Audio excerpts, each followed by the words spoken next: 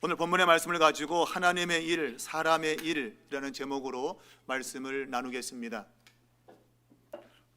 학생들은 때가 되면 시험을 치르게 됩니다. 시험 치르는 이유는 제대로 공부했는지 점검하는 것입니다. 그래서 몇 점을 받을 거냐? 여러분 100점 맞아본 경험이 있나요? 성가대 오늘 몇 점입니까? 할렐루야! 100점입니다. 100점. 우리가 100점을 맞기를 원하지만 100점을 맞지 못할 때도 있습니다.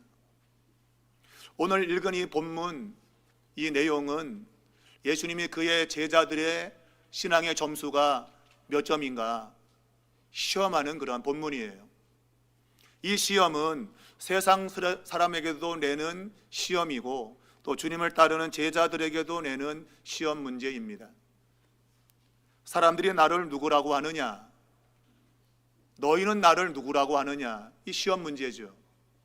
여기에 대해서 정확히 답을 해야만 됩니다. 마가복음은 1장에서부터 그 답을 우리에게 주고 있습니다. 예수 그리스도 하나님의 아들, 예수 그리스도는 하나님의 아들이시다. 그것이 우리 신앙의 정답입니다. 우리의 신앙의 고백은 예수가 그리스도시며 하나님의 아들이라는 것입니다. 이것이 신앙의 문제에 있어서 정답입니다. 이러한 내용이 마가복음에는 계속적으로 우리에게 알려주고 있습니다. 예수님이 요단강에서 세례받고 무태에 올라왔을 때에 하늘에서 음성이 들리기를 저는 내 사랑하는 아들이다. 곧 예수님이 하나님의 아들이심을 알렸습니다. 또한 악한 귀신이 예수님을 지극히 높으신 하나님의 아들이라고 말했습니다. 예수님은 하나님의 아들이십니다. 그분은 그분의 권세를 가지고 백성들의 질병을 고치셨고 그리고 그와 대적하는 자들을 능가하는 교훈의 말씀을 주셨습니다. 그러므로 당연히 주님을 따르는 제자들은 예수님이 하나님의 아들이시구나 라고 알아야 했습니다. 그런데 참으로 유감스럽게도 예수님의 제자들은 예수님께서 하나님의 아들이심을 알지 못했습니다. 오늘 이 본문에 베드로가 그 답을 하고 있는데 세상 사람들에 대한 답을 그들이 말하기를 바로 이 예수님을 세상 사람들은 그 세례 요한이라고 하기도 하고 그다음에 엘리야로 그리고 선지자 가운데 한 사람이라고 이 세상 사람들이 말한다고 답을 했습니다. 예수님은 제자들에게 물었습니다. 너희는 나를 누구라고 하느냐? 여기에 대해서 베드로가 말하기를 주는 그리스도이십니다. 이 말은 주님은 메시아입니다 라는 말입니다. 그리스도는 헬라어로 기름 부음 받은 자라는 뜻이고 메시아는 히브리 글자로 똑같이 기름 부음 받은 자라는 뜻입니다. 이것은 구원자라는 의미를 가지고 있습니다. 베드로는 예수님께서 메시아 곧 구원자라고 고백한 것입니다. 자, 여기에 대해서 예수님은 베드로가 한 말에 대해서 경고했습니다. 아무에게도 그런 말 하지 마라 하고 옐로 카드를 꺼냈습니다. 경고. 한 번만 더 그러면 너 이제 빨간 카드야. 퇴장이야, 퇴장. 우리가 볼 때는 이 베드로의 고백은 100점짜리 같은데 주님 볼 때는 100점이 아니었던 겁니다. 도리어 그것은 오답을 일으킬 만한 그러한 요소를 가지고 있기 때문에 예수님은 베드로에게 옐로 카드를 꺼내 보인 겁니다. 그리고 예수님은 그분 자신이 이제 고난받고 십자가에서 죽게 된다는 사실을 비로소 가르치는데 드러내놓고 가르쳤다라고 성경이 말하고 있습니다. 공개적으로 말한 겁니다. 거기에 대해서 베드로가 예수님께 항변했는데 이것은 예수님을 꾸짖은 겁니다. 말하지만 잘못한 아이에게 부모가 꾸짖듯이 제자가 선생을 꾸짖고 있는 겁니다. 거기에 대해서 예수님은 베드로를 가리켜서 사탄이라고 말했습니다. 사탄아라고 말하면서 그분 자신이 누구인가 하는 것을 이야기하면서 하나님의 일을 생각해야지 사람의 일을 생각하면 안 된다라고 말씀했습니다. 그리고 자기를 따라오려거든 자기를 부인하고 자기의 십자가 지고 나를 따라와야 된다. 그 말씀했습니다. 그분이 질문하시고 그분 스스로가 답을 내셨는데 그 답에는 사람의 일, 하나님의 일이라는 용어가 등장하고 있습니다. 어떤 경우가 하나님의 일이고 어떤 것이 사람의 일인가, 우리는 이것을 잘 알 수 있어야 됩니다.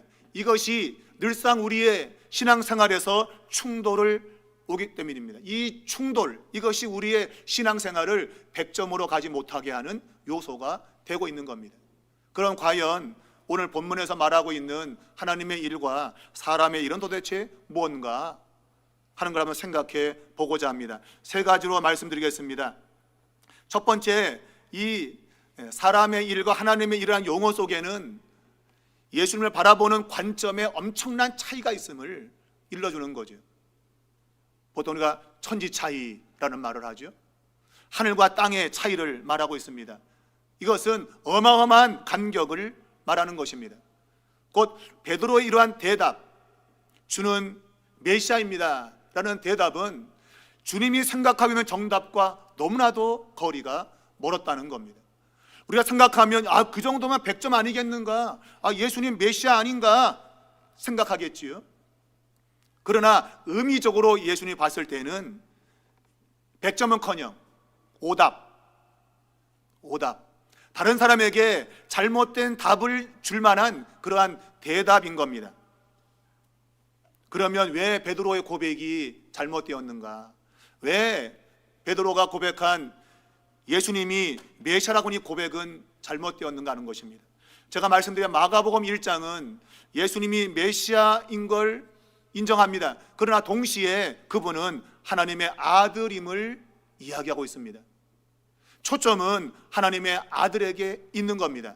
메시아가 초점이 아니고 하나님의 아들에게 있는 겁니다. 당시 유대인들은 메시아를 기다렸습니다. 이 메시아는 힘있고 능력 있는 자며 메시아 오게 되어지면 이방 세력을 몰아내고 이스라엘을 정결케 하는 그런 일을 할 것이라고 사람들이 기대하고 있는 겁니다. 그래서 메시아가 오기를 기다린 겁니다. 그런데 예수님이 와서 행하는 그런 일을 보니까 저거는 메시아가 맞다. 사람들은 예수님의 능력을 평가하기를 세례 요한으로 그리고 엘리야로 또한 선지자 중에 한 사람으로 이것은 메시아적 성격을 띠고 있는 능력 있는 사람들을 이야기하는 겁니다. 자, 거기에 맞추어서 베드로가 똑같은 고백을 하고 있는 것이죠. 주는 메시아입니다. 오늘 베드로의 이 메시아라는 고백은 이 마가복음 한복판에 놓여져 있습니다. 이 마가복음 전체를 양분하는 그러한 중심에 이 베드로의 고백이 있는 겁니다. 이제 이 베드로의 고백을 중심으로 해서 이전의 사역과 다른 방향으로 성경이 기록이 되고 있습니다. 왜냐하면 이 베드로의 고백이 너무나도 잘못된 고백이기 때문입니다. 사람들이 기다리는 그러한 메시아로 주님이 세상에 오신 것이 아니라는 겁니다. 예수님이 세상에 오신 것은 구원자로 오신 것이 맞습니다. 그러나 그 구원이라고 하는 것이 사람들이 기대하는 그런 구원이 아니라고 하는 것입니다. 그러므로 예수님은 그들이 갖고 있는 잘못된 메시아관, 그것을 바로잡기 위해서 경고를 보내셨고, 그리고 베드로를 꾸짖으면서 사탄이라고 말했던 겁니다. 마태복음 16장에는 베드로가 이 질문에 대해서 주는 그리스도시요 살아계신 하나님의 아들이라고 답을 했습니다. 그 마태복음에서의 그 베드로의 대답을 주님 들으시고 바요나 시몬아, 네가 참 복이 있다. 아주 칭찬 중에서도 아주 상 칭찬을 했어요. 복 있는 사람이라고. 그런데 마가복음에는 하나님의 칭찬은커녕 사탄으로 내몰리고 있잖아요. 왜 똑같은 상황에서 지금 이 두 복음서가 다르게 반응을 하고 있는가? 그것은 너무나도 중요한 의미를 담고 있는 것이죠. 그리스도시요 메시아라고 하는 건 맞습니다. 그러나 하나님의 아들이 빠지면 그 답은 거짓된 답이 되는 겁니다. 베드로가 마태복음에서는 그리스도시요 살아계신 하나님의 아들이라고 정확히 답을 했습니다. 이게 정답입니다. 이게 마가복음 1장의 첫 번째 구절에 나오는 겁니다. 그게 정답입니다. 그런데 본문의 고백은 하나님의 아들이 빠지고 메시아만의 고백이죠. 이 고백은 당시 유대인들이 기다리고 있던 정치적이고 사회적인 메시아를 가리키고 있습니다. 고통당하는 그들을 건져줄 능력 있는 분, 그런 분을 그들이 기다리고 있는 것입니다. 예수님은 나는 그러한 메시아가 아니다. 나는 메시아가 맞긴 맞는데 그러나 하나님의 아들로서의 메시아다. 그 답을 기대한 겁니다. 마가는 그것을 지금 제일 첫 번째 문장에 두고 있는 거예요. 예수를 믿는 모든 사람들이 예수를 단순히 메시아가 아니라 일반적인 구원자가 아니라 하나님의 아들로서의 메시아라고 하는 것을 인식해야 된다고 하는 겁니다. 그러나 여전히 그때나 지금이나 예수를 단순히 나의 삶의 어려움을 해결해주는 그러한 구원자로 생각하고 사람들이 예수를 믿고 있단 말이에요. 그것은 그릇되이 믿고 있다는 것입니다. 예수님은 베드로의 그러한 말을 듣고 나서 베드로를 꾸짖었습니다. 이 말은 항변이라는 단어와 똑같은 단어예요. 베드로가 예수님을 꾸짖었듯이 예수님이 베드로를 똑같이 꾸짖고 있는 겁니다. 그러면서 사탄아 내게로 물러가라. 너가 하나님의 일을 생각하지 않고 사람의 일을 생각한다고 책망을 했습니다. 여러분, 예수님 그분 자신은 베드로를 책망하며 그분이 어떤 분인가 하는 것을 드러내줬습니다. 그분은 인자로 자신을 표현하고 있습니다. 예수님은 인자인데 그 인자는 많은 고난을 받고 장로들과 대제사장들과 서기관들에게 버림받아서 죽임을 당할 것이다. 곧 고난당하는 메시아를 말씀하고 있는 거예요. 메시아는 메시아인데 고난당하는 메시아. 이 말을 들으니 베드로가 절대로 그런 일은 있을 수 없다는 것이죠. 아니, 메시아가 어떻게 고난을 당합니까? 그래서 이 베드로가 예수님을 꾸짖은 겁니다. 아니, 왜 틀린 말을 하십니까?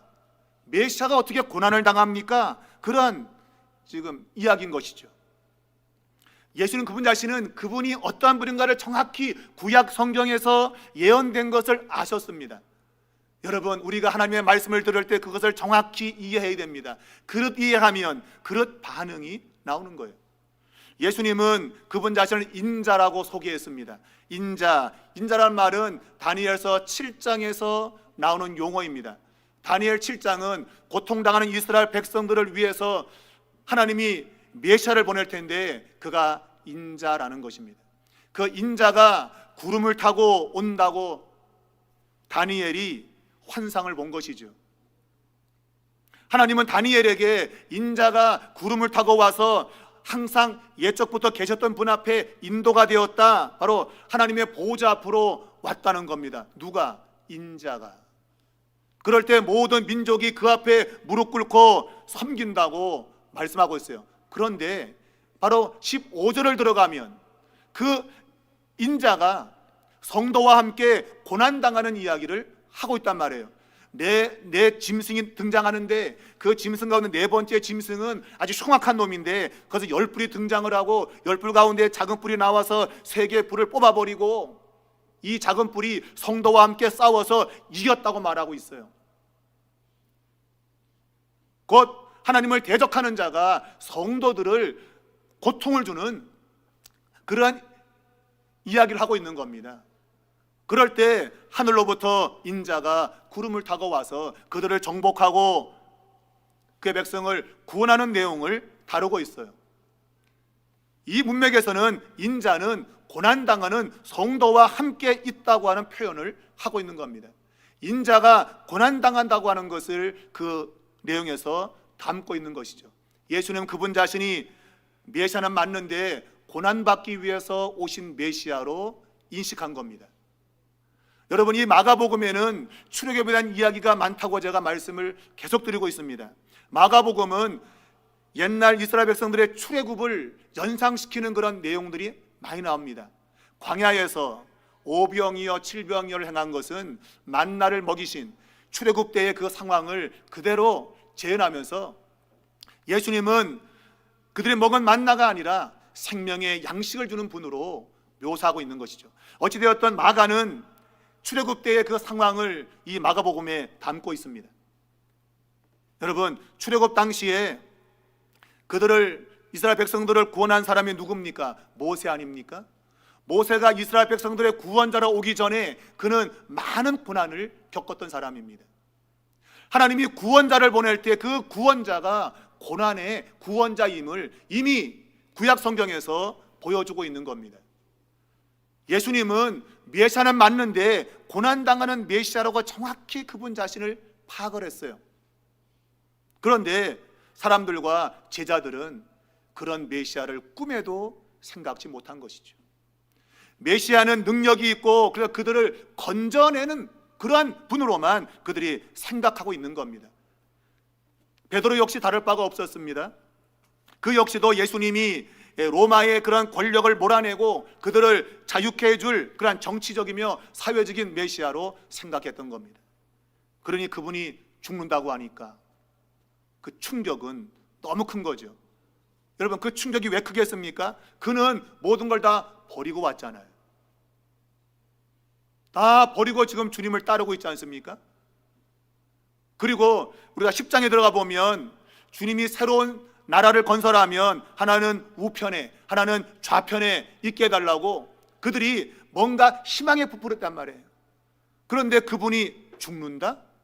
죽으면 제자들은 어떻게 되는 거죠? 그들의 소망이 끝나는 거예요. 그러니 예수님이 고난당하고 버림당하고 죽는다는 그 말은 가히 충격적인 말씀인 것이죠. 그래서 그가 예수님을 호되게 꾸짖고 있는 겁니다. 그런 말씀 하지를 마십시오. 그런 말씀을. 여러분, 오늘 우리가 예수를 믿고 있는 신앙이 과연 어느 수준에 있는가? 우리 역시도 예수 그리스도를 단순히 나의 문제만 해결해 주는 분으로 알고, 나 어려워, 빨리 문제 해결받고 싶다, 그래서 예수를 믿고 있는지, 아니면 정말 마가가 지금 우리에게 알려주는 대로 그분은 메시아가 맞는데 고난받는 메시아고 하나님의 아들로서 근본적으로 우리의 죄의 문제에서 우리를 건져줄 뿐이라고 하는 이러한 신앙을 우리가 가지고 있는가 하는 것입니다. 여러분, 당시의 사람들은 이러한 힘 있는 메시아를 원했고 예수님이 아주 적임자라고 생각했습니다. 귀신을 쫓아내고 병든 자를 고치고, 이분이야말로 우리의 삶의 어려운 문제를 해결할 뿐으로 확신했습니다. 그래서 베드로도 주님은 메시아입니다 라고 했던 겁니다. 그러나 여러분, 예수님은 그분 자신이 메시아는 맞는데 하나님의 아들임을 사람들이 알아야 된다는 겁니다. 그것이 그분이 고난당하고 버림받고 죽는 것에 포함되어 있는 겁니다. 여러분, 그것이 왜 중요한가? 인간이 당하는 근본적인 문제는 죄의 문제입니다. 여러분, 이 죄의 문제는 힘 있는 자가 와서 절대로 해결할 수 없습니다. 잠시 잠깐 고난에선 건질 수 있겠지만 근본적으로 죄와 사망에서 건질 수 없는 거예요. 죄와 사망에서 인간을 건질 수 있는 분은 이 세상에 존재하지 않습니다. 왜? 모두가 다 죄인이기 때문입니다. 이 세상 어느 누구도 죄의 범위에서 벗어날 수 있는 사람이 없습니다. 오직 거기에서 벗어날 수 있는 분이라고 한다면 하나님의 아들밖에 없는 겁니다. 하나님의 아들은 죄가 없으십니다. 그분은 거룩하신 분입니다. 하나님의 아들이 와서 죄의 문제를 해결해야만 됩니다. 그분은 고난당하셔야 됐고 버림받아야 됐고 그리고 죽어야 됐으며 마지막으로 사흘 만에 살아나셔야 됩니다. 이것이 근본적으로 죄의 문제를 해결하는 메시아인 겁니다. 사람들은 여전히 지금도 이런 방식으로 예수를 믿는 것이 아니라 단지 나의 문제만 해결받기 위해서 교회를 왔다 갔다 합니다. 그러다가 문제 해결 안 되면 예수 믿어도 아무 조화 없다, 땡이다 오늘부터. 그리고 믿음을 버립니다. 여러분, 여러분, 마가가 고민하는 것이 그겁니다. 사람들이 전부 그런 식으로 지금 반응할 수 있겠는데 이 문제가 어떻게 해결될 것인가? 바로 그 문제는 다른 것이 아니고 예수님의 부활입니다. 아무리 고난을 당한다 할지라도 부활이 있다면 하나님의 사람들은 결코 실패가 아니라는 겁니다. 어떤 고난이 와도 부활이 있는 이상 하나님의 사람들에게는 실패가 없다는 겁니다. 그것을 주님 자신이 지금 친히 말씀하고 있고, 마가가 첫 번째 문장에서 예수 그리스도 하나님의 아들이라고 선언하는 것입니다. 여러분이 진정으로 예수님을 메시아로 믿고 하나님의 아들로 믿는다면 여러분의 인생은 결코 실패할 수 없어요. 왜? 부활이 있기 때문입니다. 영원한 생명이 있기 때문입니다. 그러므로 당시 로마인이나 유대인들은 예수님의 십자가의 죽으심을 실패라고 했습니다.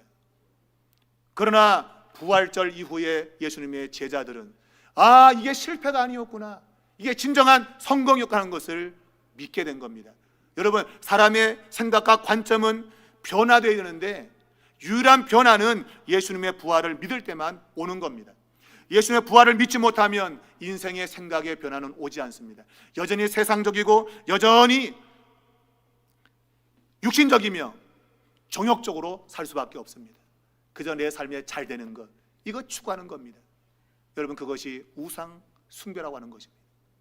내가 잘 먹고 잘 사는 것, 그래서 예수 믿는 것, 그게 우상 숭배입니다. 여러분, 죄의 문제가 해결되지 않는 것, 결국 이것이 예수님께서 베드로에게 사탄아라고 했던 거예요. 사탄아.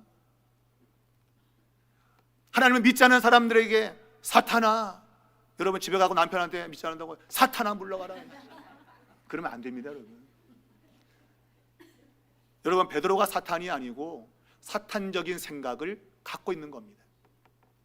그래서 사탄아 그런 거지, 베드로가 사탄이면 어떻게 되겠습니까? 안 되는 것이죠.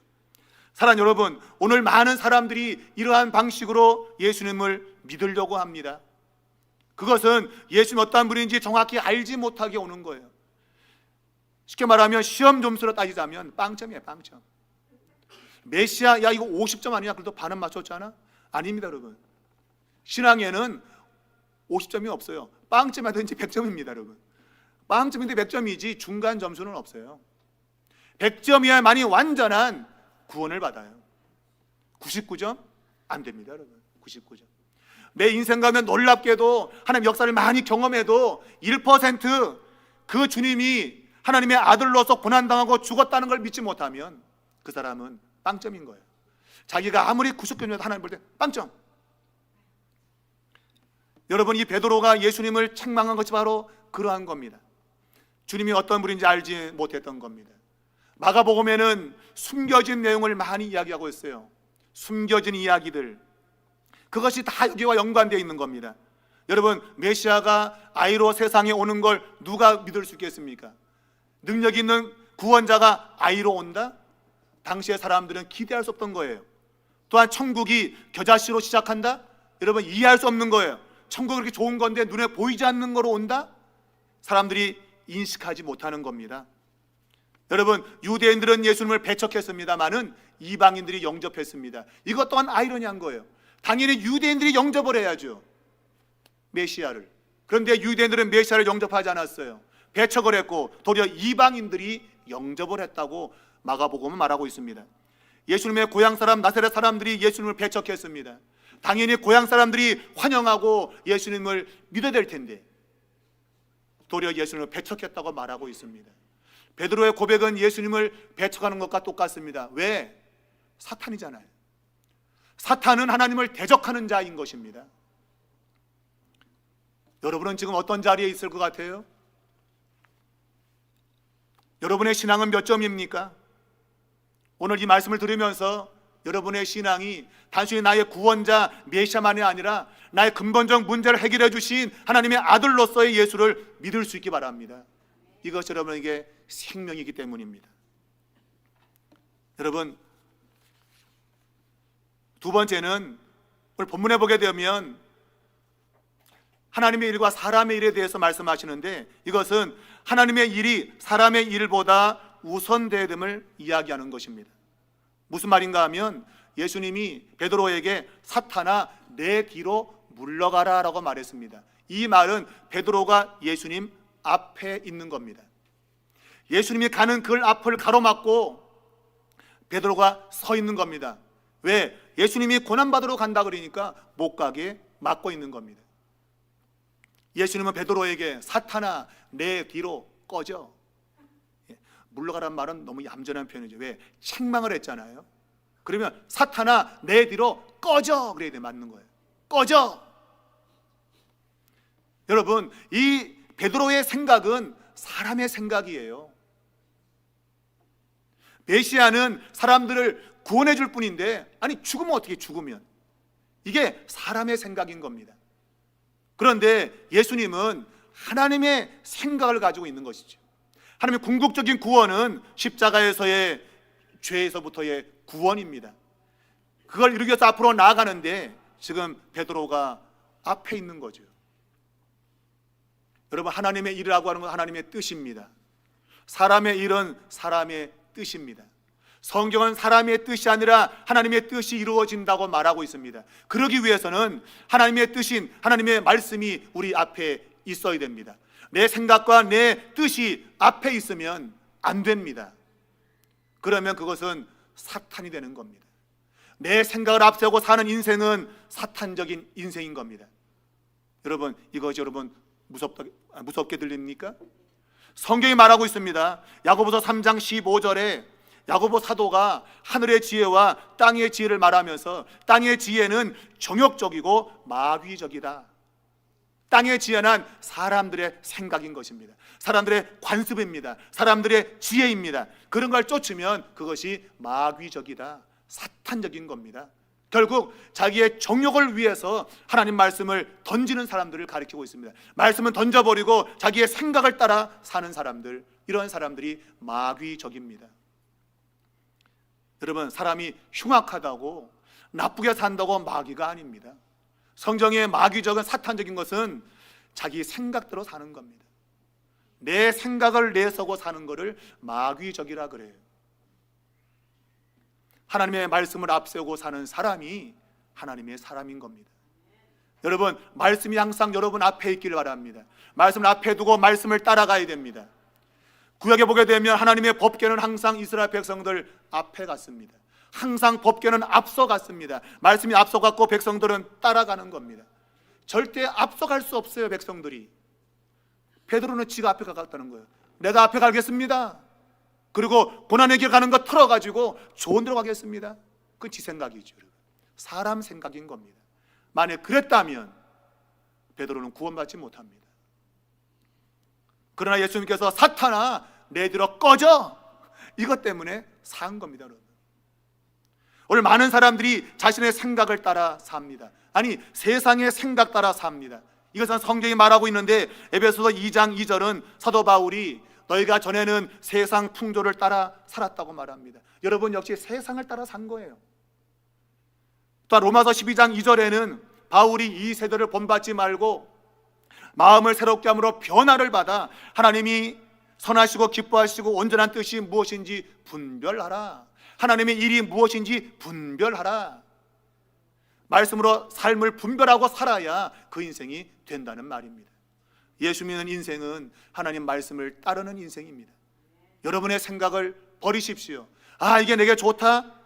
하나님 말씀이 아니면 버리셔야 됩니다. 단호히 버리셔야 여러분 하나님께 속한 자인 겁니다. 그렇지 않으면 사탄에게 속한 자입니다. 내가 아무리 교회를 많이 다니면 뭐 하겠어요? 내가 교회를 수십 년은 뭐 합니까? 여러분? 하나님의 말씀이 내 앞에 있어야지. 내 생각이 앞에 있다면 사탄적인 겁니다. 이것만큼 불행한 인생이 어디 있겠습니까? 여러분, 교회를 다닌다고 하는 것은 하나님 말씀을 앞에 두고 사는 겁니다. 그 말씀의 인도를 받는 겁니다. 여러분의 인생이 그러한 인생 될 수 있기를 주의 이름으로 축원합니다. 여러분, 예수님의 십자가 이 사건은 이미 도래에 있는 하나님의 나라에 대한 헌신 때문에 오는 겁니다. 만일 하나님 나라의 방식으로 안 살았다면 십자가는 있지 않을 겁니다. 그러나 하나님의 방식으로 살았더니 세상 방식과 충돌한 겁니다. 그 충돌 때문에 결국은 고난의 길을 갈 수밖에 없는 겁니다. 여러분, 세상과 타협하면 편합니다. 좋은 게 좋은 거야. 그럼 편합니다. 여러분, 그러나 말씀을 따라 살면 세상과 충돌합니다. 그것 때문에 고난이 올 거예요. 그러나 그 고난은 우리에게 결국 생명을 준다고 성경이 말하고 있습니다. 여러분, 그 고난이 두려워서 믿음으로 사는 걸 포기하면 안 됩니다. 이것이 세 번째 가르침입니다.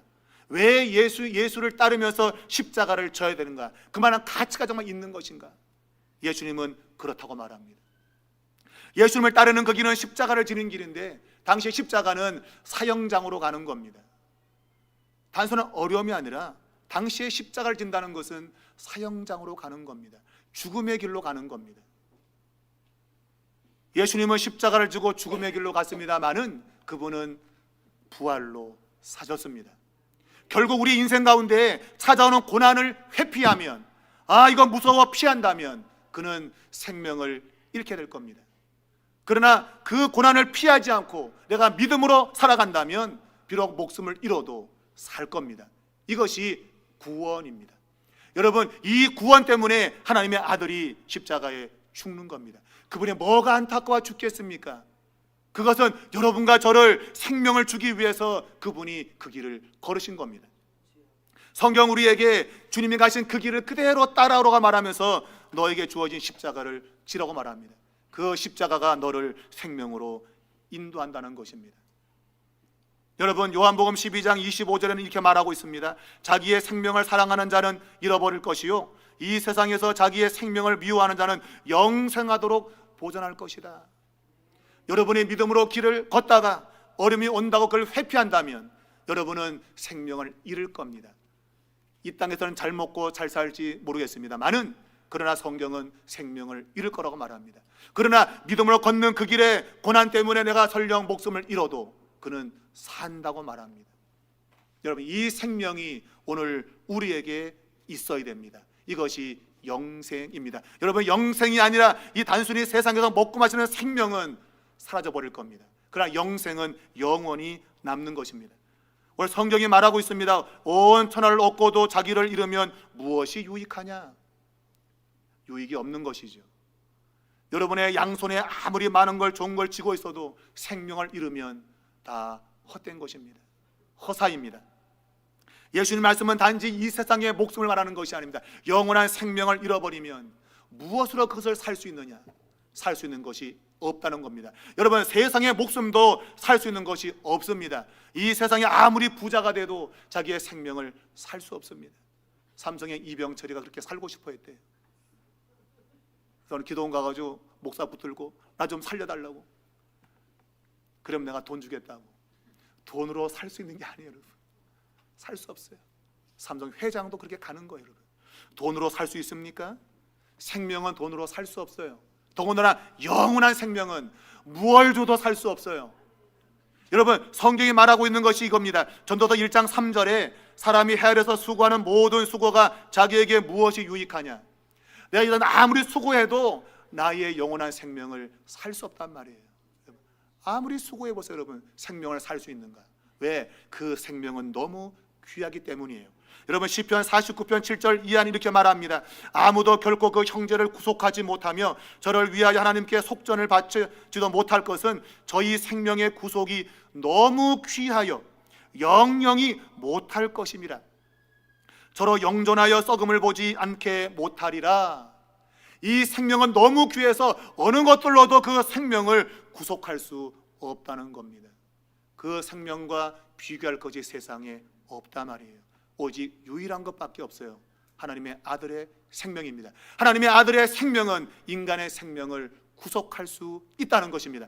여러분, 이것이 우리가 믿고 있는 신앙입니다. 여러분, 이 세상에서 많은 걸 아무리 모아보십시오. 여러분, 구원받지 못합니다.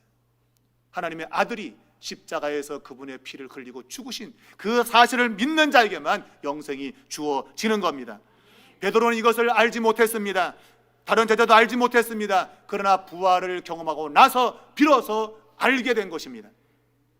여러분, 부활을 믿는 자에게는 그러한 역사가 나오는 것이지요. 무슨 역사예요? 십자가 지고 주님을 따르는 것입니다. 제가 엊그저께인가 다시 그 코바디스라는 영화를 다시 한번 봤어요. 코바디스 도미네, 주여 어디로 가십니까? 베드로가 로마에서 형제들이 순교할 때 피하라고 그래서 도망가고 있었어요. 그런데 부활의 주님이 나타나신 거죠. 그때 베드로가 묻습니다. 주여, 어디로 가십니까? 그때 주님이 거기 곁에 있던 아이의 입을 통해서 말합니다. 지금 로마에는 너의 형제들이 죽어가고 있다. 너가 도망간다면 나는 다시 로마로 갈 것이다. 예수님이 로마로 다시 들어간대. 형제들이 죽는 그 자리에. 그때 베드로가 다시 방향을 틀어서 로마로 가서 거꾸로 십자가에 죽습니다. 고바데스 도면에 주여, 어디로 가십니까? 어디로 갑니까, 여러분? 주님은 우리 인생을 살리기 위해서 십자가로 가신 겁니다. 여러분, 이 세상에 아무리 걸 다 누린다 할지라도 영원한 생명을 얻을 수 없습니다. 하나님의 아들만이 영원한 생명을 주십니다. 여러분, 이걸 믿으시고 여러분의 신앙 점수를 한번 점검해 보세요. 나는 지금 몇 점이지? 나는 몇 점일까? 여러분이 예수님을 메시아로 믿고 하나님의 아들로 믿는다면 여러분 100점입니다. 그냥 단순히 나를 구원할 자, 내게 돈 줄 뿐, 나를 살리실 분, 이걸 믿는다면 여러분 빵점입니다. 오늘 우리가 이것을 깨닫지 못하고 살아갈 때가 너무 많아요. 지금도 많은 사람들이 그렇게 살고 있어요. 여러분, 영원한 생명을 위해서 여러분 살기 바랍니다. 그것은 바로 주님의 뒤를 따르며 십자가를 지는 것입니다. 하나님 나라에 헌신하는 겁니다. 그것이 여러분을 생명으로 이끌 것입니다. 우리 3일 교회가 그런 교회 될 수 있길 바랍니다. 여러분, 예수님께서 3일 만에 살아날 것을 말씀했어요. 그건 호세아서 6장 2절의 말씀을 기억하고 있는 겁니다. 주님께서 이틀 만에 우리를 싸매시고 3일 만에 우리를 일으킬 거다. 여러분, 3일 교회는 좋은 교회입니다. 3일 만에 일어나잖아요. 일어나는 3일 교회 얼마나 좋아요. 여러분, 오늘 우리 교회 생일인데 여러분 얼마나 좋습니까? 이 기념주일에 여러분 정말 예수님이 하나님의 아들이 나를 위해서 죽으시고 3일 만에 살아났음을 믿으시기 바랍니다. 믿을 때 여러분은 구원을 받을 겁니다. 이 세상에서도 구원을 받겠지만 영원한 하나님 나라에서 구원을 누리게 될 것입니다. 그러한 은혜가 우리 모두에게 주어지기를 주님의 이름으로 축복합니다.